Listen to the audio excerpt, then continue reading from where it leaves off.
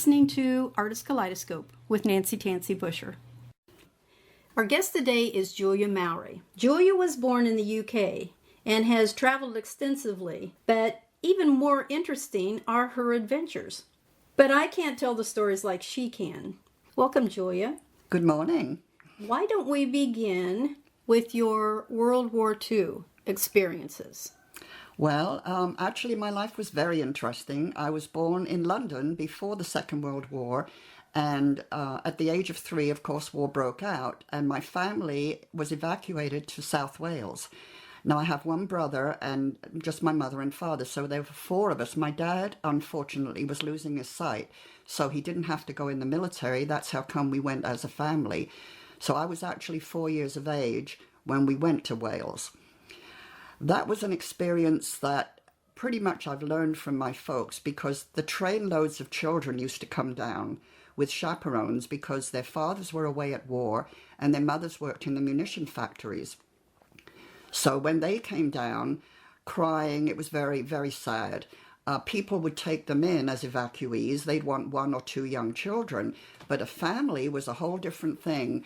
Nobody wanted a family. Because my father was losing his sight and didn't have to go in the military, we were able to stay together. So eventually we did find a place to live, and we stayed in this one house the entire time we were down there, which was actually 6 years. Oh. It was quite an experience, and as I grew up, there's a lot of things that I do remember. One of them comes to mind, which really led me into books, was at Christmas time. Nowadays, as you well know, children get a room full of toys, whatever they want. In those days, everybody was poor. We had nothing, really. We were rationed. When Father Christmas, as we call him, came at Christmas time, you were lucky if you got one thing. And the only thing I ever wanted was a book. Probably because it took your mind off of everything that was going on around you. You could get lost in the book. Right. My favorite writer of all times in those days was Enid Blyton. She was a fantastic writer of children's books. That's where I started out with writing books. Let's skip a few years. Now you're a teenager. Mm-hmm. You have a little bit of a singing ability. You have a little bit of a dancing ability. Where does that take you? Well, my dancing ability actually came out of my dad, because before I was even born, my father was quite famous in England. He was a tap dancer, which they all used to do in those days, and he taught me to tap dance. He had a partner at that time, and they were known as Wally and Joan Bodell. They danced all over the place. Well, eventually, of course, when he was losing his sight, he couldn't do that anymore.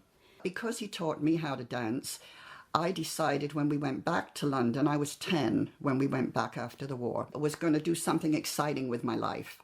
Before I became a dancer, I was trying to figure out a way that I could travel, because I always wanted to see the world. And having no money or anything, I thought of a brilliant idea where I would join the army. Oh my gosh, yes, of course. Before I even went on the stage, I joined the Women's Royal Army Corps. The funny thing was, when I went for my interview with this woman captain, and she said, well, what would you like to do? I didn't know anything about anything, and I'd seen war stories and everything. And because I wanted to be outdoors, I said I wanted to be an attack gunner. She laughed like you are. She said an attack gunner, for some people who don't know what that is, it was the outside guns that were mounted, these huge guns that shot down the planes, and they all went, ack, ack, ack, ack, ack.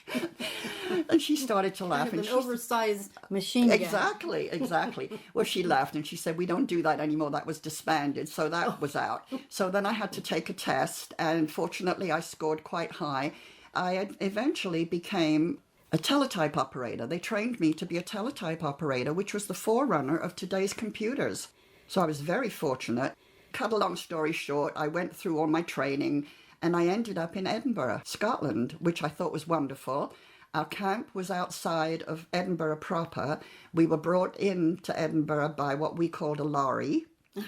We dismounted, a big truck, and our officers were in the dungeons of Edinburgh Castle. How much more exciting can it be than that? Oh my gosh. I've had a wonderful life. I served out my time, almost, not quite.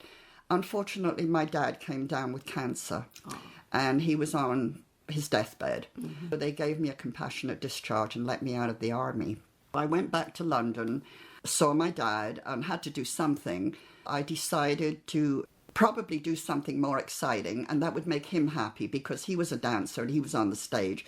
That's when I decided to try my luck at being on the stage as a chorus girl, never having done that before. I was working at the time, very short period. Okay, now how old were you then? I was 18. 18. Oh my gosh. Yeah, I was 17 when I joined the army. I was working for a very short time for a company, and I took a day off.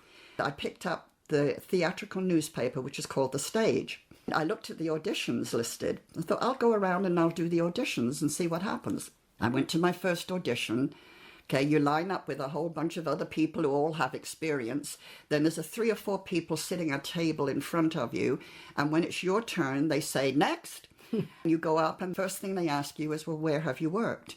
Being a dummy, had no idea what I was supposed to say. I said, well, I actually haven't been on the stage. Oh, sorry, next. Oh. And I was out. Shoot. And this went on for quite some time, with one audition after another, until finally I got in line with a quite a long line, and I was talking to the young woman in front of me who had been on the stage for years. She was on since she was about 16. I never forgot her name. Her name was Angela. She said to me, well, what have you done? And I told her, and I said, I've never been on the stage. I was in the army, but fortunately for me, while I was in Scotland, they put on a show up there. I was picked as one of the 2 people to be in this show. The person that was training us on what to do was a famous choreographer. I can't think of his name right now, but he was very well known. I was telling her this story. That's all I've done. She said, well, when you get up to the next table, they'd have no time to check on what you've done. They believe you when whatever you tell them. Right. So she said, just tell them that you've worked for this choreographer and see what kind of luck you have. Well, at that point, there was a break for lunch. Mm-hmm. Angela had been in the show business for quite a while, and she had worked for a man who had an audition studio. She said, look, why don't we go over to his house? She said, I haven't seen him for a couple of years, and I'll introduce you. So just tell him you've been up in Scotland working for this choreographer. Well, I went with Angela. We went to this man's house. It was very nice, welcomed us in, chatted with Angela and caught up on everything. Then it was my turn, and he said, well, what have you done? And I said, well, I've been up in Scotland for the last year, and I've been working with whoever he was.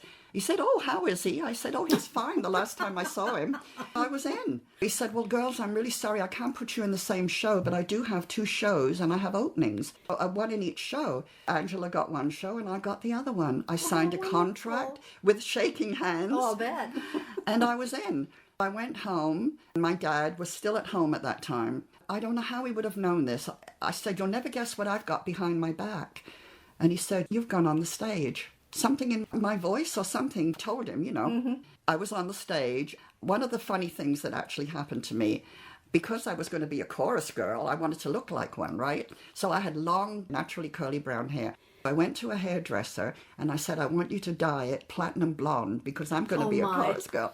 So she did. She did a beautiful job, and now I'm a platinum blonde. I went home. I never said a word to my parents. Knocked on the door, right? My mother came to answer the door, and she looked at me and she said, can I help you? I couldn't hold it. I started laughing. She said, Julie?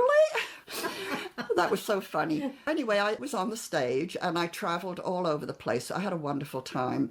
We would be in a show for a week. Every Sunday, we'd all get on the train with all the gear and everything, and we go to the next theatre, and then we do a week there, and then we go to the next theatre. I spent my time until it got it out of my system. I did what I wanted to do. Uh-huh. And then one of the girls I was on with, she was ready to get off. Well, I think I'm probably ready to. I've got it out of my system. I'm ready to go on to something else. How old would you have been then? I was about 20. Okay. I was almost 20. So she knew of a place in England that we could get work. It was a beautiful place, a lovely seaside resort. I'd never been there before, never even heard of it. She and I caught the train and we went to a little place called Hunstanton in Norfolk. We get off. We got a little apartment immediately. We were very, very fortunate. In the same day, we got a job in a hamburger joint. Oh, my gosh. It was perfect. I was real happy with this.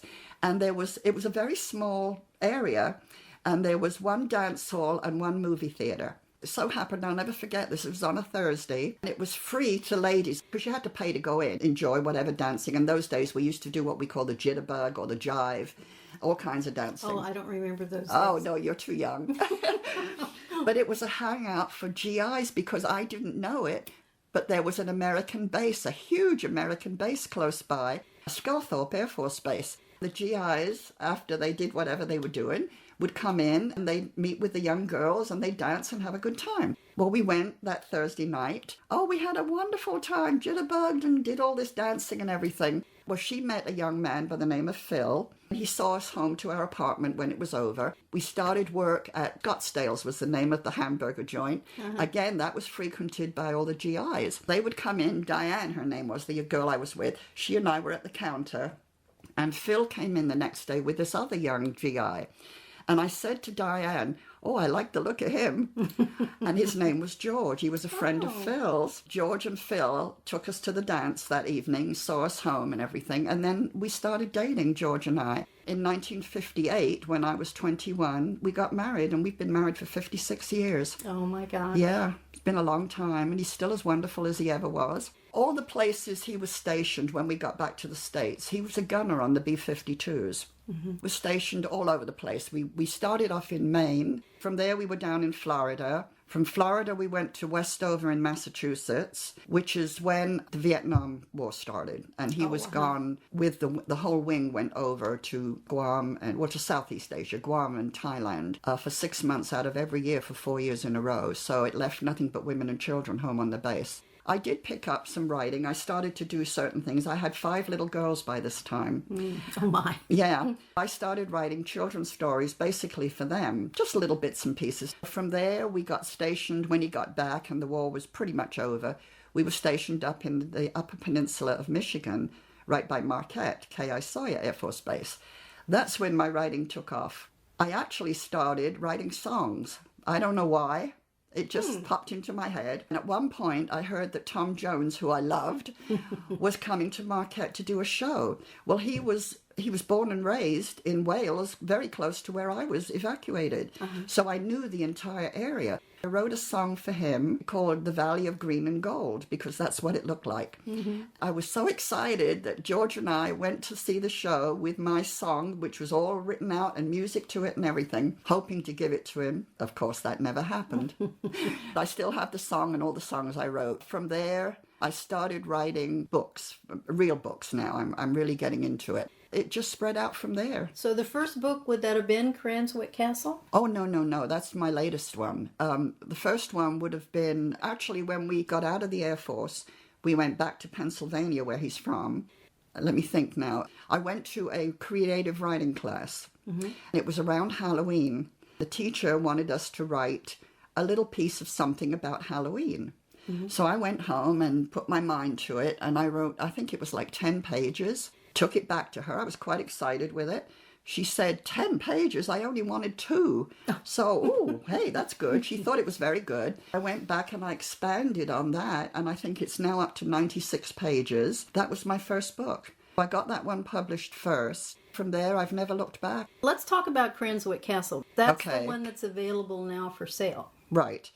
After the children's books, I decided to write, because of knowing about the war, because I lived through the war, and then I went into the theater. I knew all about theater. I decided it would be great to write an adult thriller about a theatrical troupe in 1939, before the war, who traveled all over Europe. They end up doing a gig at Cranswick Castle in Germany, which is a fictitious castle, but it's occupied by the German High Command. Even Hitler shows up for a show.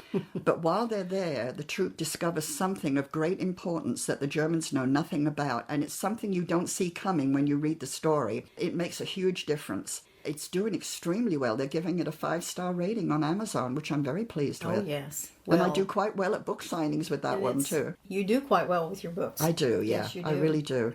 After Cranswick Castle, you must have done Little Nessie. Most of those were already in the works. Little Nessie. Chester the cat was based on a real cat that we met. George and I, we spent 10 years. We sold our house when we eventually ended up in Florida. We ended up selling our house. We bought a 37-foot motorhome, towed a car behind it, and traveled all over the country. We have had the most wonderful 10 years in that. There's so much to see out there. Well, at one point, we were up in the panhandle of Florida, and we got the newspaper, and it said about this boat that had arrived there. They'd had some engine trouble, and there was a picture of it in the paper. It looked like a pirate ship. Oh. So George and I said, oh, let's go take a look at that. We went down to the dock, and it was a family, a young couple, and they had a young daughter, I think she might have been around 10, and a cat on board by the name of Chester.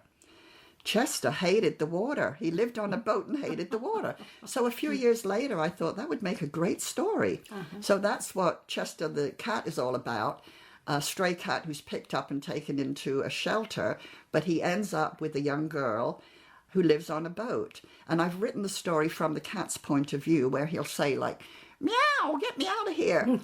So that's doing quite well. The children love that. Yes, good. Let's go back to Little Nessie. Okay. Little Nessie. Now, you know this is one of my favorites because obviously it includes Scotland. Yes. Little Nessie, because when I go back and forth to England every so many years, I went up to Loch Ness this one time, and I was enthralled with it. It's absolutely beautiful, and I know you've been there too. I decided at one point, thinking about what my next story was going to be, why not the Loch Ness Monster? I know there's been a lot of stories written about it. It's like romance stories. There are thousands, literally thousands of romance stories, but you can always come up with something new. I did with the idea of Little Nessie, a boy who goes with his family to Loch Ness and finds this huge egg on the banks of Loch Ness. He decides he's going to take it home and incubate it. His father's a veterinarian, and he doesn't want him to have any more animals, so he never tells his parents about this. He puts it in a drawer when he gets home, but it does incubate, and it becomes, of course, another Loch Ness Monster. He has a wonderful adventure with it. The time comes where, of course, he has to tell his parents. His father says, look, if someone finds out we've got a Loch Ness Monster, they'll end up putting it in a zoo, and that wouldn't be fair to the monster. So they call it Little Nessie. They take it back to Loch Ness to let it go and bond with its mother.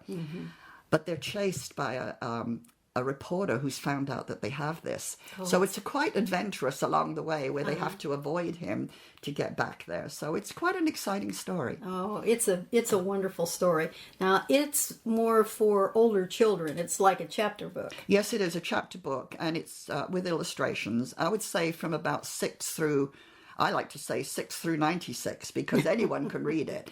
Yeah, but if they're about 6 years of age and they like to read, anywhere up. Yeah, they can begin reading exactly. at about 6 or so. Yeah. 6 if they're Montessori children, and yes, 7 if they're public school trained. Yeah. Then comes... Oh, Once Upon a Witch. That's my Halloween story. Okay. That I expanded on when I went to the class.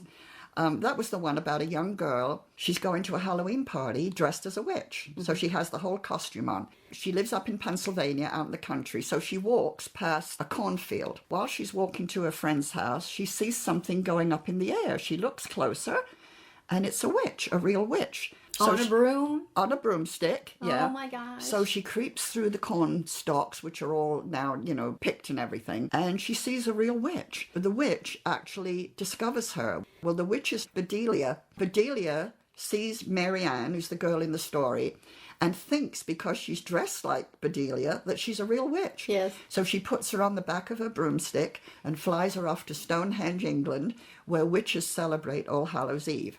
Mary Ann has a wonderful adventure with Bedelia, who finds out while they're on their way to England on the broomstick that she's not a real witch. And Mary Ann almost falls off, but Bedelia, of course, saves her.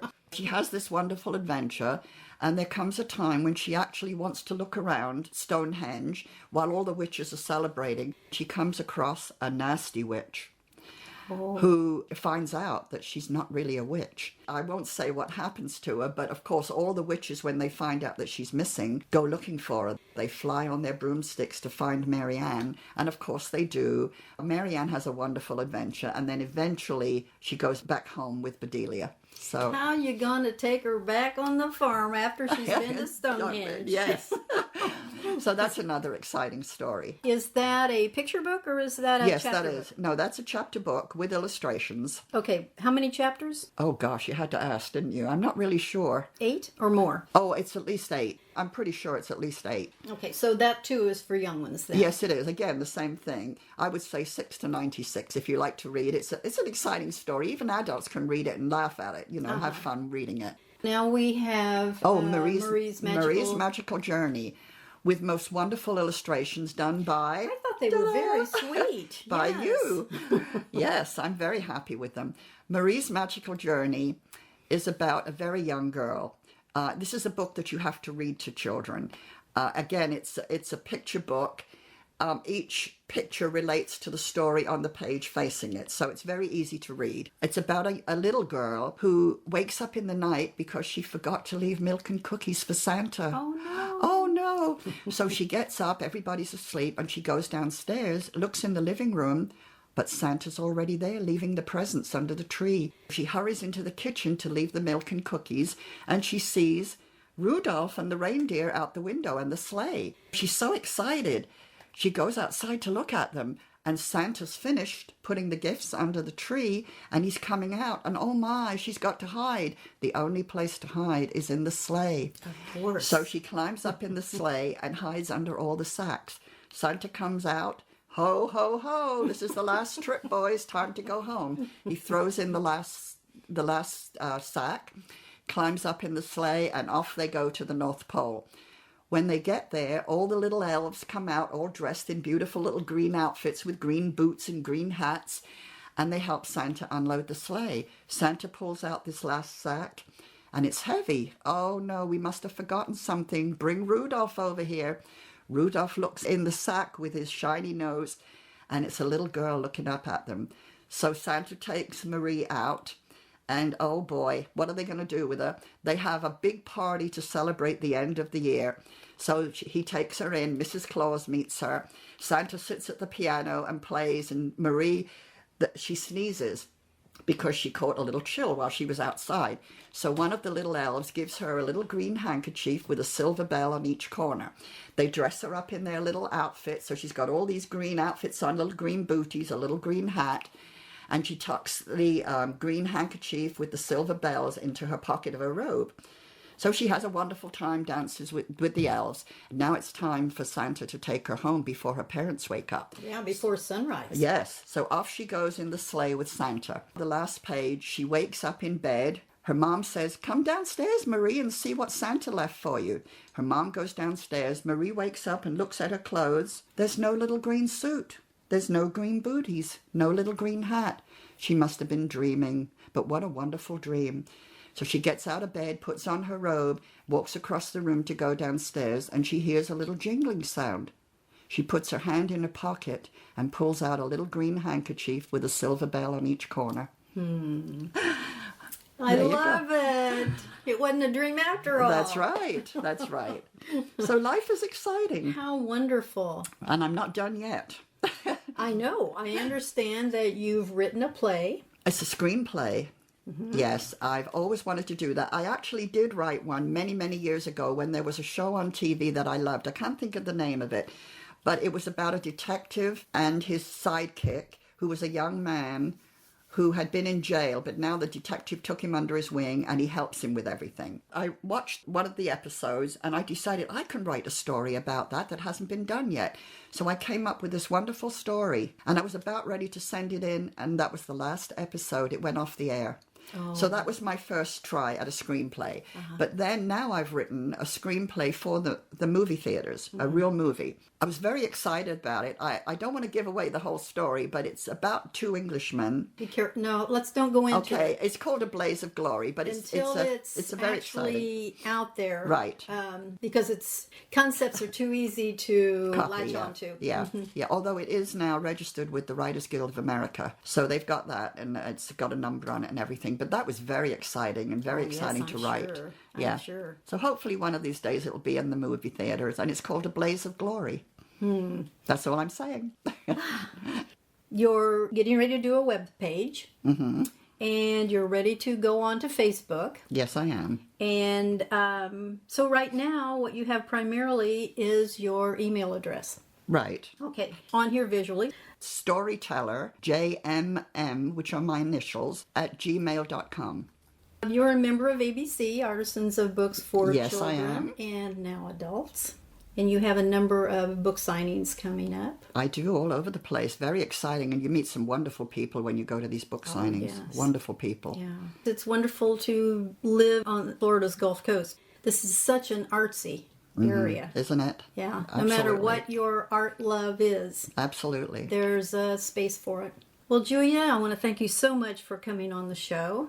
Well, thank you for having me. I've been very interested in this. It's very exciting. Listeners are going to love hearing from you and about you. We'll meet again one day. Hopefully. Sure. Thank you. Thank you.